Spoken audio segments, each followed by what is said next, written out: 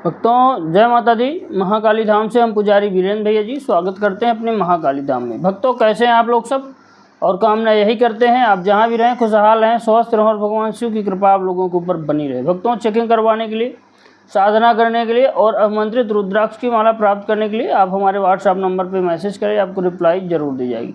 भक्तों आज का हमारा विषय है कि हनुमान चालीसा का पाठ करने के बाद भी आपको हनुमान जी की सिद्धि प्राप्त नहीं हो रही, क्या कारण है।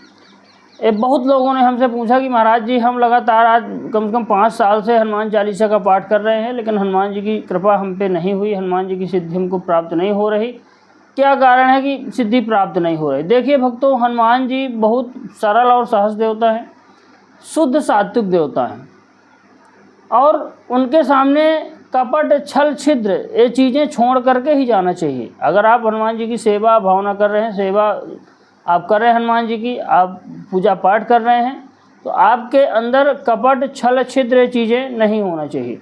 अगर आपके ऊपर जो है तो हनुमान जी की कृपा हो रही है, देखी होगी, तो ये मान के चलिए कि आपको ये सब चीज़ें पहले से छोड़ना ही पड़ेगा।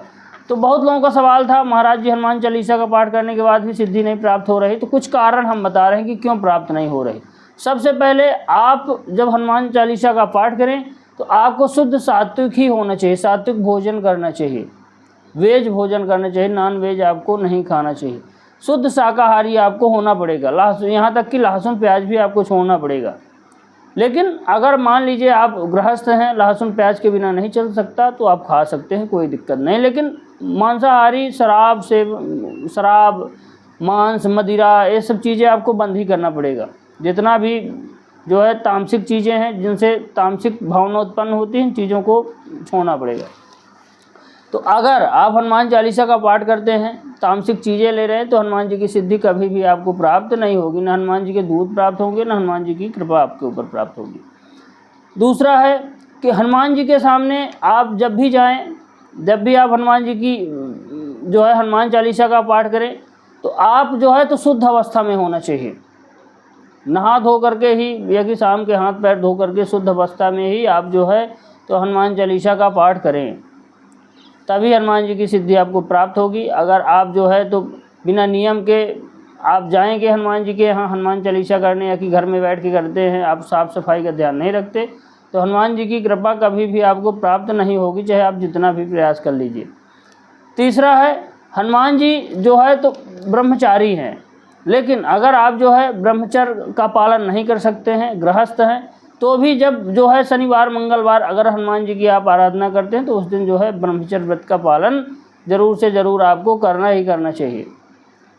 अगर आपके अंदर जो है ब्रह्मचर्य व्रत आप जो है तो कोई नियम परहेज नहीं रखते, मान लीजिए अधिकतर अनुष्ठान में नियम परहेज की ज़रूरत होती है, अनुष्ठान अगर नहीं कर रहे हैं आप, नियमित रूप से कर रहे हैं, तो उसमें बहुत अधिक ब्रह्मचर्य की ज़रूरत नहीं होती, लेकिन शनिवार मंगलवार को आपको ब्रह्मचर्य व्रत का पालन ज़रूर से ज़रूर करना चाहिए।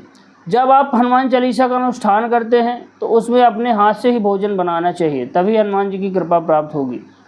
ये मान के चलिए अपने हाथ से भोजन बनाइए और धरती पे लेटना चाहिए। अगर रोज़ पाठ करते हैं, अनुष्ठान में थोड़ा अंतर है, रोज़ पाठ में उतने नियम परहेज की ज़रूरत नहीं होती, लेकिन अगर आप जो है तो अनुष्ठान कर रहे हैं तो उसमें फुल आपको नियम करना ही करना पड़ेगा, बिना नियम के नहीं होगा। उसके बाद जो है एक सबसे बड़ा कारण यह है कि आप हनुमान चालीसा का पाठ तो कर रहे हैं, लेकिन राम जी का ध्यान नहीं कर रहे हैं। तो जब तक राम जी का जप आप नहीं करेंगे, राम राम नहीं कहेंगे, जय श्री राम नहीं कहेंगे, तो आपको कभी भी हनुमान जी की कृपा और सिद्धि प्राप्त नहीं होगी। बहुत लोगों को ये चीज़ मालूम है नहीं, और सिर्फ हनुमान चालीसा रटे हैं तो बैठ करके पाठ करते हैं, लेकिन राम जी का कहीं भी नाम वो लोग नहीं लेते हैं।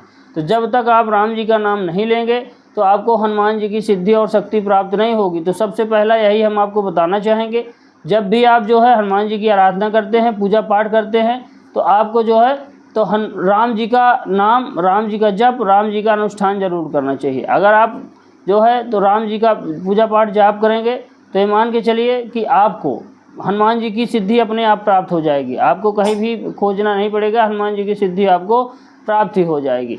इसलिए जो है आप तो राम जी का जाप जरूर करें। हनुमान चालीसा आपको बैठ के पढ़ना है, रटना नहीं। बहुत लोग जो है तो चालीसा की तरफ देखते नहीं, बस रटते जाते हैं, आँख मूंद करके जो है रटते ही चले जाते हैं। तो ध्यान रखिए, आप जो है अच्छे ढंग से अनुष्ठान करिए हनुमान चालीसा का, नियम विधि विधान के साथ राम जी का जाप करिए, ज़रूर आपको हनुमान जी की कृपा प्राप्त होगी। शुद्धता का ज़रूर ध्यान रखना, ये समझ के रखें। दूसरे जो है तो बहन बेटियों की तरफ बुरी नज़र नहीं डालना। हनुमान जी शुद्ध सात्विक देवता है, वह जो है तो इन चीज़ों से बहुत अधिक नाराज़ होते हैं। अगर कोई जो है तो बिल्कुल उनका अच्छे से ध्यान नहीं करता तो बिल्कुल वो नाराज़ होते हैं। भक्तों, हमारे द्वारा दी गई जानकारी आपको कैसी लगी आप कमेंट करके बताएं। चैनल को लाइक शेयर और सब्सक्राइब जरूर करें। भक्तों, जय माता दी।